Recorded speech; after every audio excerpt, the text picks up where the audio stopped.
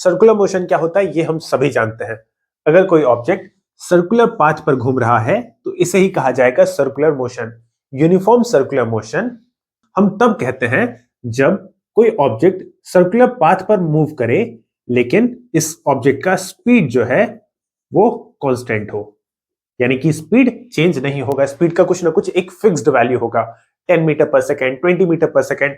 अगर speed constant है और कोई ऑब्जेक्ट सर्कुलर मोशन में मूव करे तो इसी मोशन को कहेंगे यूनिफॉर्म सर्कुलर मोशन।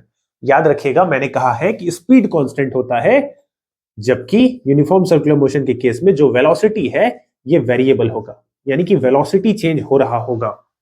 ये कैसे हो सकता है सर? बिल्कुल हो सकता है। स्पीड तो कांस्टेंट है, वेलोसिटी इसलिए चेंज होता है बिकॉज यूनिफॉर्म सर्कुलर मोशन के हर एक पॉइंट पर ऑब्जेक्ट का डायरेक्शन चेंज हो रहा होता है। यहां पर आप देखो कभी डायरेक्शन इस साइड है, कभी डायरेक्शन नीचे, कभी डायरेक्शन इस साइड, तो हर एक पॉइंट पर ऑब्जेक्ट का डायरेक्शन चेंज होता है और डायरेक्शन की चेंज होने के कारण वेलोसिटी चेंज होता रहता है, यानी कि वेलोसिटी जो है वो वेरिएबल है। इसीलिए हम ये भी कह सकते हैं कि यूनिफॉर्म सर्कुलर मोशन एक एग्जांपल है एक्सेलरेटेड मोशन का। यूनिफॉर्म सर्कुलर मोशन में हमेशा एक्सेलरेशन का कुछ ना कुछ वैल्यू जरूर होगा, तो इसे हम लिख सकते हैं acceleration is not equal to zero.